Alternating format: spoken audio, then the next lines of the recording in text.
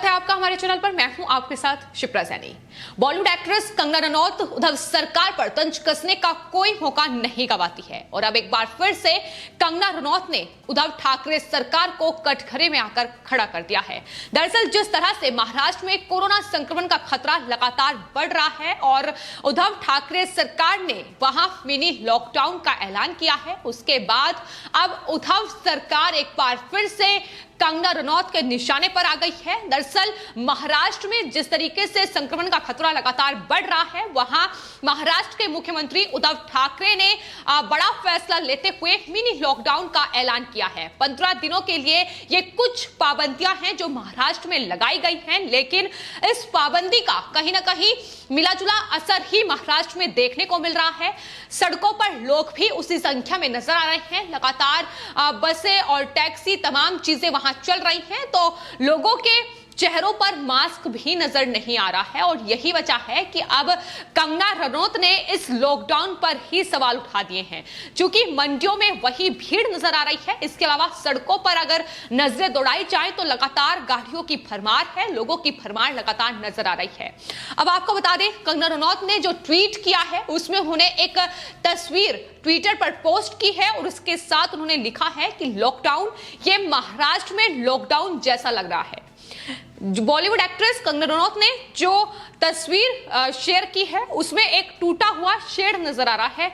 इसके 3 ओर का हिस्सा खुला हुआ है और सामने के दरवाजे पर एक कुंडी लगी हुई है। यानी एक्ट्रेस ने यह तस्वीर सोशल मीडिया पर जिस तरीके से पोस्ट की है उसके बाद लगातार वायरल भी हो रही है। जाहिर तौर पर यह बताने की कोशिश की गई है कि उद्धव ठाकरे सरकार ने यह जो लॉकडाउन महाराष्ट्र में लगाया है, यह सिर्फ एक कहीं ना कहीं औपचारिकता पूरा करने के लिए लगाया गया है। इसका कोई भी असर महाराष्ट्र में देखने को नहीं मिल रहा है। लगातार कोरोना संक्रमित जो लोग हैं उनकी संख्या में इजाफा हो रहा है। लगातार जो कोरोना संक्रमित मरीज हैं वो ऑक्सीजन की कमी से जूझ रहे हैं। मौत का आंकड़ा हर रोज महाराष्ट्र में बढ़ रहा है और यही तमाम वजह है कि कंगना रनौत ने एक बार फिर से अब महाराष्ट्र सरकार से पंगा ले लिया है। हालांकि लगातार महाराष्ट्र सरकार और कंगना रनौत के बीच कितनी खींचतान चलती रही है यह भी लगातार देखने को मिला है। फिर चाहे वो सुशांत सिंह राजपूत की हत्या का मामला हो या फिर जिस तरीके से कंगना रनौत के ऑफिस पर बीएमसी का बुलडोजर चला और उसके बाद लगातार राजनीति भी इस पर खूब हुई।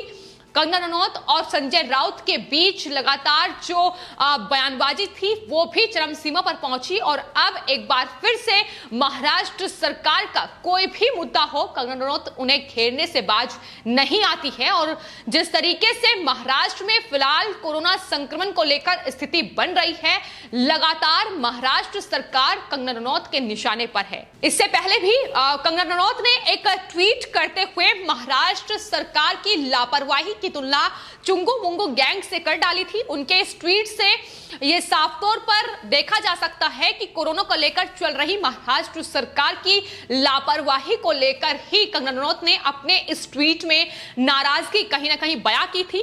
कंगना रनौत ने जो ट्वीट किया था उसमें उन्होंने लिखा था कि क्या कोई मुझे बता सकता है कि क्या महाराष्ट्र में लॉकडाउन है, सेमी लॉकडाउन या नकली लॉकडाउन। यानी लॉकडाउन को लेकर ही सवाल उठाया था। यहां क्या हो रहा है, कोई भी निर्णायक फैसला सरकार लेना नहीं चाहती है।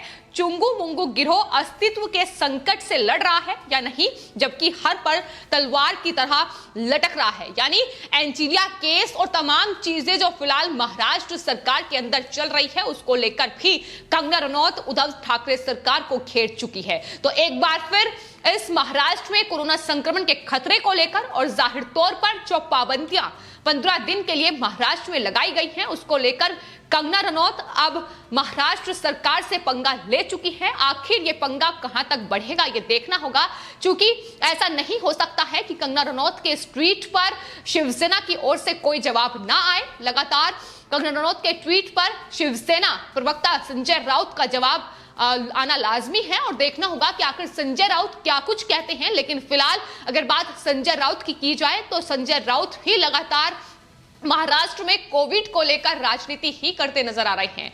एक तरफ महाराष्ट्र में लॉकडाउन का ऐलान किया गया है, कुछ पाबंदियां हैं जो महाराष्ट्र में उन्हीं की सरकार द्वारा लगाई गई हैं, लेकिन वहीं दूसरी ओर संजय राउत किस तरीके से कोरोना के जो नियम है, प्रोटोकॉल है, उनकी धज्जियां उड़ाते नजर आ रहे हैं। ये हाल ही में कर्नाटक में एक रोड शो में देखने को मिला, जहां कर्नाटक और महाराष्ट्र के बॉर्डर पर एक शहर में संजय राउत पहुंचे और वहां एक उम्मीदवार के पक्ष में उन्होंने रोड शो किया। तो जाहिर तौर पर उस रोड शो में भारी भीड़ भी नजर आई।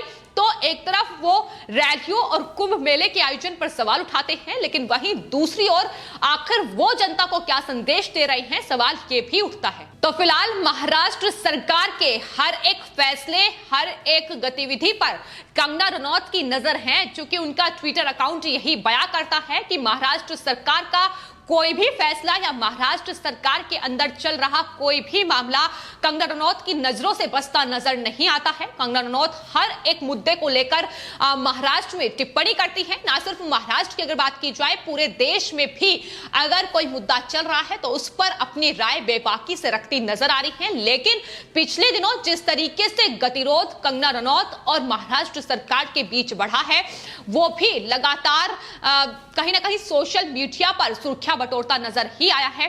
कंगना रनौत और संजय राउत की जिस तरीके से वॉर ट्विटर पर छिड़ी है, उस पर भी लगातार लोगों की नजरें बनी रहती हैं। और जाहिर तौर पर संजय राउत जिस तरीके से रोड शो कर रहे हैं, क्या कंगना रनौत क्या कुछ टिप्पणी उसको लेकर भी करेंगी, ये भी देखना होगा। लेकिन फिलहाल महाराष्ट्र सरकार और कंगना रनौत का यह पंगा कम होता नजर नहीं आ रहा है।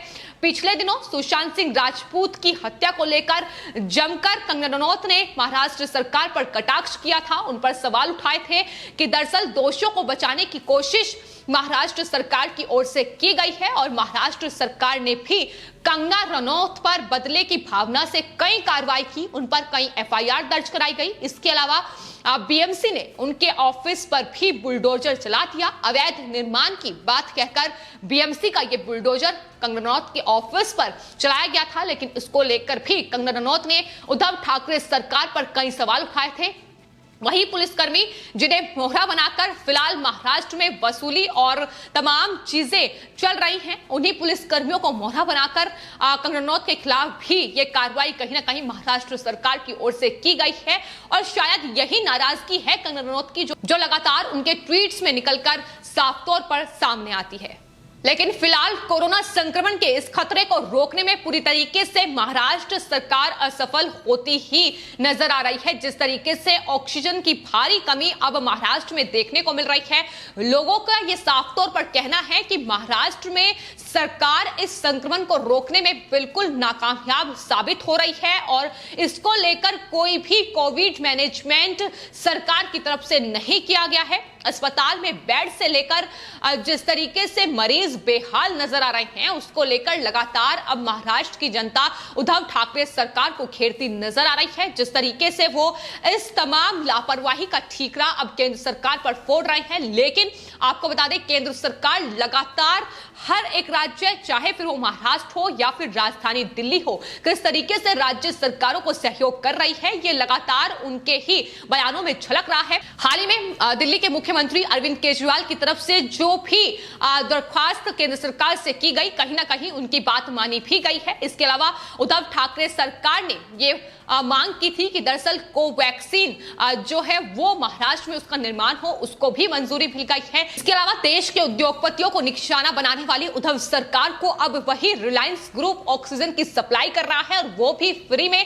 तो ये तमाम चीजें हैं जो उद्धव ठाकरे सरकार की पोल खोलती नजर आ रही हैं। लेकिन लापरवाही किस कदर बढ़ती गई है, उसका नतीजा अब कोरोना संक्रमित मरीजों की संख्या जिस तरीके से बढ़ रही है उसमें देखने को मिल रहा है। और अब जिस तरीके से लॉकडाउन लगाया गया है, उसका कोई भी असर फिलहाल महाराष्ट्र में होता नजर नहीं आ रहा है। और यही वजह है कि बॉलीवुड एक्ट्रेस कंगना रनौत ने यह तस्वीर ट्विटर पर पोस्ट करते हुए ठाकरे सरकार को घेरा है और सवाल लॉकडाउन पर उठाए हैं कि अगर लॉकडाउन लगाया गया है तो जाहिर तौर पर वो पाबंदियां भी लगाई जाए, वो नियम वो कानून का पालन लोग करें, इसका भी ख्याल महाराष्ट्र सरकार और पुलिस के द्वारा रखा जाए। यही मांग लगातार की जा रही है, क्योंकि लगातार लोगों की जान इस कोरोना संक्रमण के खतरे के चलते जा रही है। फिलहाल आपकी इस पूरे मामले पर क्या राय है, हमें कमेंट बॉक्स में जरूर लिखें और चैनल को सब्सक्राइब करें। धन्यवाद।